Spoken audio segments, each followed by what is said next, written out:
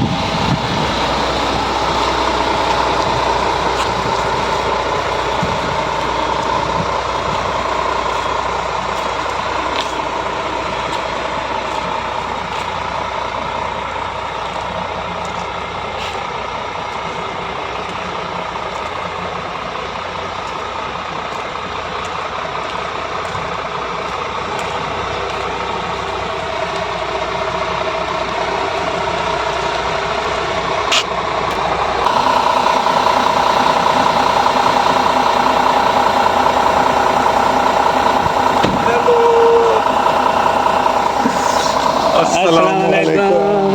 निशान भाई, क्या हाल है? अल्हम्दुलिल्लाह। ये हैं मिस्टर जमाल। आपसे इनकी मुलाकात कराते हैं, गपशप करते हैं। पहले इन्होंने डिस्कनेक्ट करना है ट्रेलर, मैं ये तो डिस्कनेक्ट कर लूं चलें सिर्फ उनके 2 साथ मिनट। देखते हैं।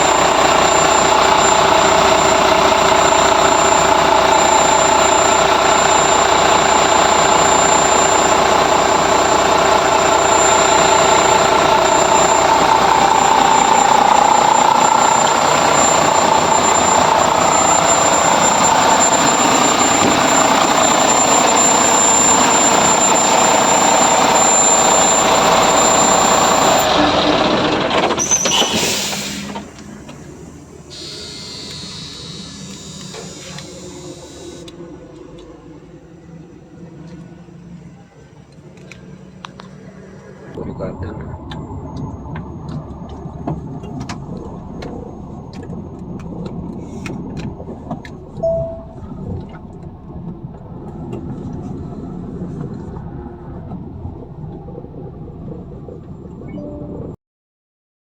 दोस्तों अल्हम्दुलिल्लाह मेरे दोस्त पहुंच चुके हैं और आपको मैं आउटर व्यू गाड़ी का दिखा चुका हूं।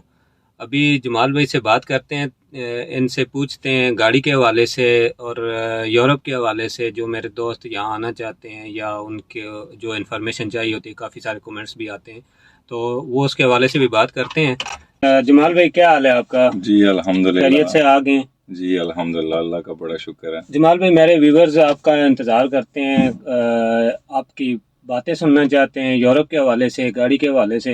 कहाँ से आ रहे हैं आप? मैं जर्मनी से आ रहा हूँ। और कैसा सफ़र रहा, कितना है सफ़र यहाँ से जर्मनी का?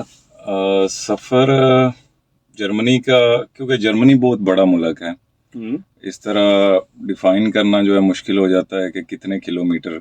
कई अक्सर दोस्त मुझसे पूछते हैं कि जर्मनी तो बिल्कुल साथ है पोलैंड के। हाँ, बॉर्डर तो साथ है। हाँ, लेकिन जर्मनी बहुत बड़ा मुल्क है, बहुत से बॉर्डर इसको जमाल टच भाई करते हैं। क्योंकि बहुत लंबी वीडियो हम लोग नहीं बनाते, मैं छोटी छोटी वीडियोस बनाता होता हूँ ताकि लोग बोर ना हो। तो मुझे बताएं कि जो मेरे एशिया के हमारे भाई हैं या गल्फ कंट्रीज में जो रह रहे हैं, ट्रक ड्राइवर हैं, काफ़ी कमेंट्स भी आते हैं और वो आना चाहते हैं, हर कोई आना चाहता है यहाँ पे। तो उसके हवाले से आपका, क्योंकि आपने गल्फ में भी बहुत टाइम गुजारा है, वहाँ का भी एक्सपीरियंस है, और आप कैसे यहाँ पहुँचे, क्या आपका एक्सपीरियंस है और क्या कहते हैं आप? यार इसमें जो हकीकत है ना, मैं खुद इधर हूँ तो मैं ये नहीं कह सकता कि कोई इधर ना आए। सब लोग यही कहेंगे कि खुद उधर बैठा हुआ है तो हमें कहता है कि इधर ना आओ या फायदा नहीं है। सिंपली शॉर्ट हाँ जी, कोई इधर बता दें आप ना। मैं आपके दोस्तों के लिए इतना सजेस्ट करूंगा कि बिल्कुल आना चाहिए, जिनके पास गल्फ का एक्सपीरियंस है या लाइसेंस उनके पास 2009 से पहले का है, उनके लिए मुश्किलात इतनी नहीं है। ये 2009 का क्या चक्कर है, इसके हवाले से क्या कहते हैं?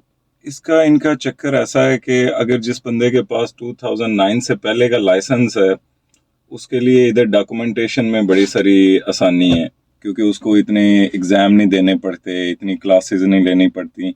इन्होंने कुछ कैटेगरी रखी हुई हैं कि जिसका लाइसेंस 2009 से पहले का है, उनके लिए। काफ़ी सारे लोग ऐसे हैं जो कह रहे हैं जी कि क्योंकि गल्फ वाले जो हैं उनको ये पता होता है कि हम इतने पैसे देंगे और वीज़ा ले लेंगे।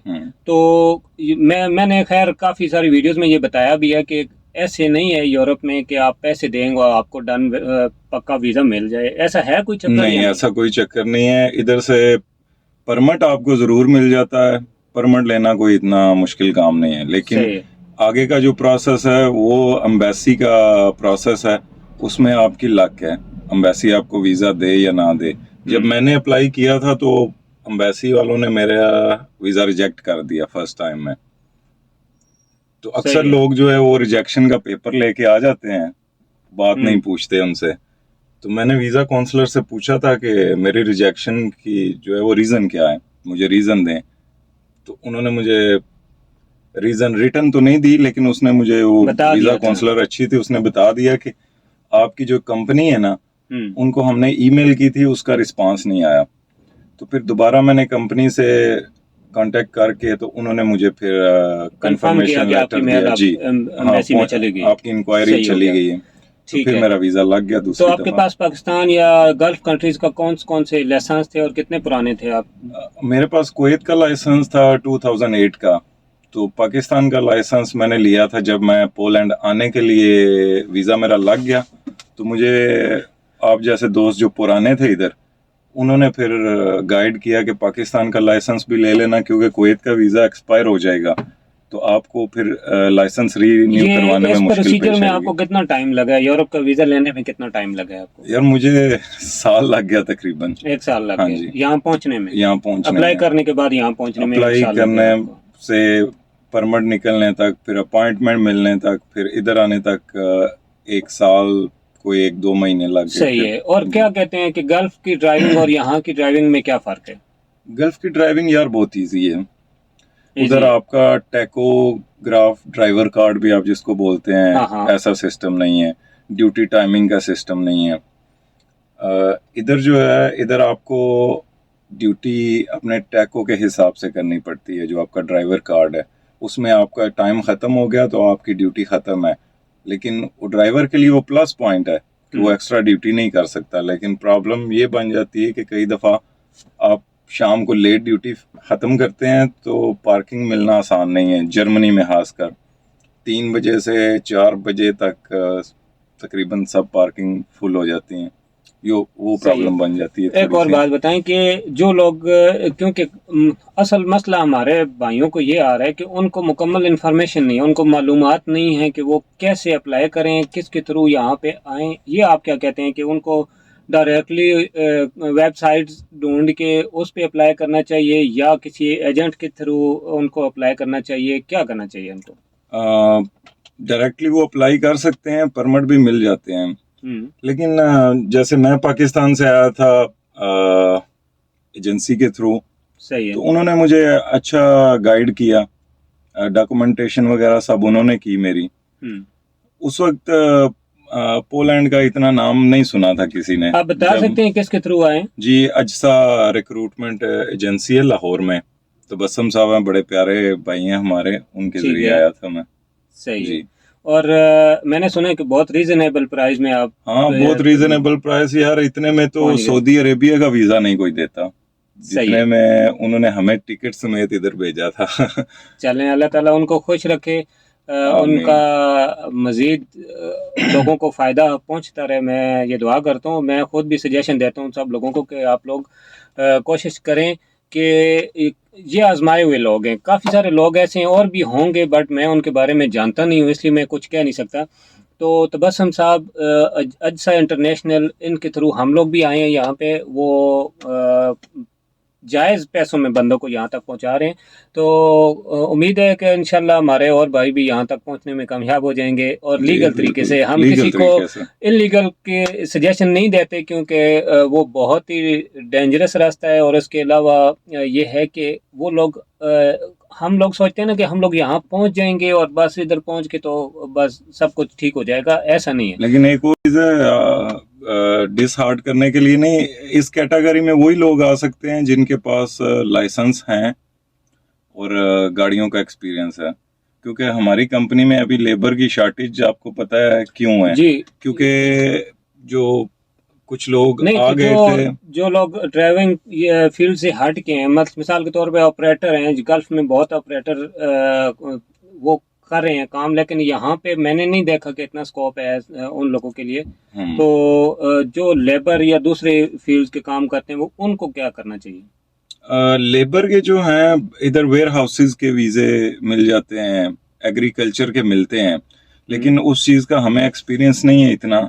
उसमें वीज़ा रेशो बहुत कम है। सही है। अम्बेसी वीज़ा, क्योंकि मैं 4 दफ़ा अम्बेसी गया था तो किसी एक क्योंकि आदमी असल का वीज़ा में मैंने नहीं दोस्तों लगते बात ये देखा। है कि ये लोग खुद से काम करने वाले लोग हैं। ये हमारी तरह या गल्फ अरब लोगों की तरह ऐसा नहीं है कि वो बस खुद शेख बन के बैठे हुए और वर्कर ला के तो वो काम वो करें, काम ऐसा नहीं करें। है। ये लोग खुद काम करते हैं, हर काम ये लोग खुद से करना पसंद करते हैं और जाहिर सी बात है कि यहाँ पे कमी है लोगों की, तो सारी कमी ये लोग खुद नहीं पूरी कर सकते, इसलिए हम लोग बाहर से यहाँ आते हैं।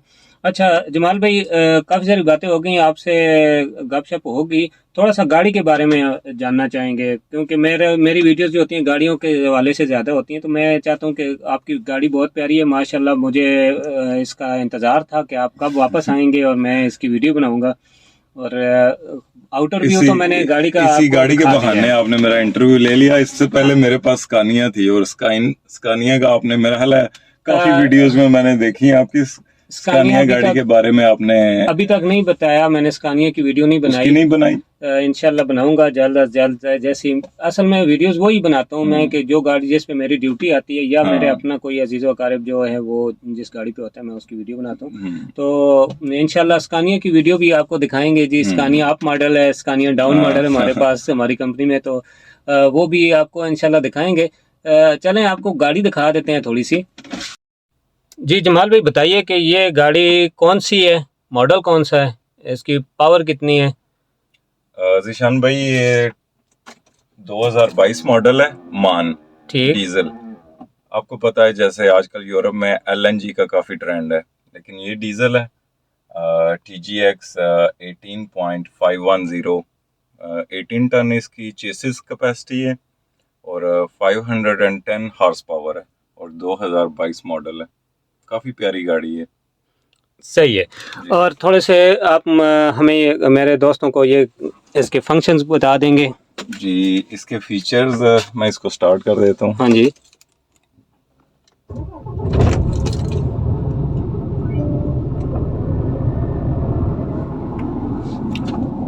इसका ज़िशान भाई, इधर गाड़ियाँ चलाना बहुत आसान है पाकिस्तान की तरह नहीं है, मैनुअल गाड़ियाँ नहीं है, ऑटो हैं, विदाउट क्लच हैं। आपने बस ब्रेक प्रेस करके, तो यही इसका गियर लीवर है। बस इसको आप ड्राइव मोड में करेंगे, ये आपके ड्राइव मोड में आ गई है। ठीक है। न्यूट्रल करना है तो ये आपका बटन है न्यूट्रल का। रिवर्स करना है तो बस इसको रिवर्स मोड में है। ये सिंपल है। और ये इसकी हैंड ब्रेक बड़ी प्यारी है। ये आप इसको प्रेस करेंगे नीचे की तरफ तो हैंड ब्रेक रिलीज हो जाएगी, और अगर आप इसको अपनी तरफ प्रेस करेंगे तो हैंड ब्रेक एक्टिव हो जाएगी। बस यही इसके बड़े सिंपल से फंक्शन है। कोई ये इसका रेडियो सिस्टम है सारा। बाकी ये जो आपका सेंसर है, ड्राइवर अगर गाड़ी चलाते चलाते उसका ध्यान किसी दूसरी तरफ हो जाए या उसको नींद आ जाए, अपने ट्रैक से गाड़ी जैसे ही थोड़ी सी सॉलिड लाइन के ऊपर आएगी तो गाड़ी आपको वार्न करेगी बाकायदा। तो बड़ा इजी है ड्राइविंग करनी, गाड़ी चलानी बहुत इजी है, लेकिन रूल्स जो हैं वो थोड़े से डिफिकल्ट हैं, उनको अंडरस्टैंड करना पड़ता है।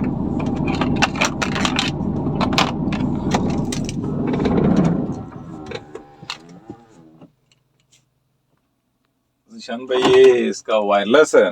आप जो आपके रोड पे कभी कोई एक्सीडेंट है, रोड बिजी है, तो आप इसकी इंफॉर्मेशन इस रेडियो के ज़रिए दे सकते हैं दूसरे ड्राइवर्स को। इसके अलावा इसमें कैपेसिटी बहुत ज़्यादा है।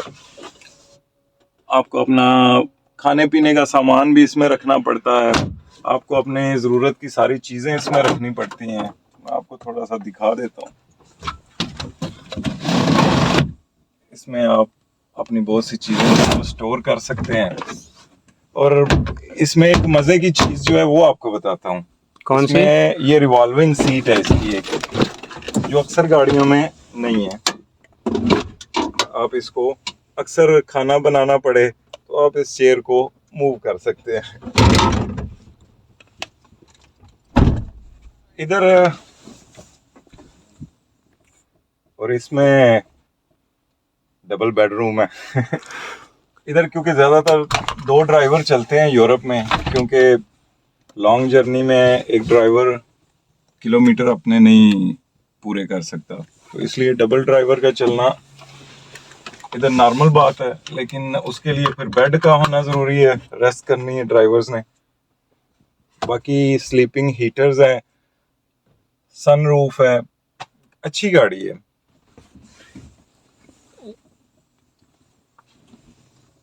ये दोस्तों बेड पे सब गाड़ियों का मैं आपको दिखाता हूँ। आप यहाँ से बैठ के भी काफ़ी चीज़ें ऑपरेट कर सकते हैं। तो इसके अलावा क्या है जमाल भाई?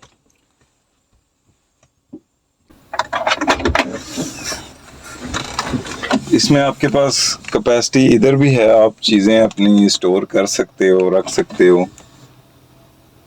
स्टोरेज काफ़ी है इस जमाल गाड़ी भाई, में। पूरा घर ही होता है तकरीबन? हाँ जी, पूरा घर होता है, क्योंकि ड्राइवर ने पूरा महीना इसमें रहना होता है। वो नहीं किया ही। सबसे ज़रूरी चीज़ इसमें फ्रिज और रेफ्रिजरेटर आप कह सकते हैं इसको, वो मैं आपको दिखाता हूँ। ये इसकी फ्रिज है। आप इसमें फ्रीज भी कर सकते हैं चिकन, मीट। जमाल भाई, कितनी है इसका? ठीक है। और ज़िशान भाई, ये डिवाइसेस हैं इसकी, ये शेल की डिवाइस है। इधर सिस्टम सारे जो हैं वो ऑटोमेटिक हैं। आपको टोल टैक्सेस जो हैं वो पे नहीं करने पड़ते जर्मनी में। नेदरलैंड का तो मैनुअली करना पड़ता है, लेकिन ज़्यादा काम जर्मनी में है, तो ये जर्मनी के जितने आपके रोड टैक्स हैं वो इसी डिवाइस के ज़रिए आप पे करते हैं, ऑटोमेटिक पे होते हैं आपके। सही है। रोड पे स्कैनर लगे हैं, जैसे गाड़ी बॉर्डर से एंटर होगी तो जर्मनी के जो स्कैनर्स हैं वो इसको स्कैन कर लेंगे। बाकी ये गाड़ी का सेंसर है, और ये जो है ये आपकी नेविगेशन डिवाइस है। इसमें आप कोऑर्डिनेट डालें, आपने कोई भी एड्रेस है, आपने जाना है, ज़ाहिर है आपको सब रोड्स का, सब कंट्रीज़ का तो नहीं पता, तो ये आपके लिए काफ़ी हेल्पफुल है। इसमें गाड़ी की अपनी जो है नेविगेशन इसमें है सिस्टम, आईगो या तुम इसमें चलता है, आप इससे भी हेल्प ले सकते हैं।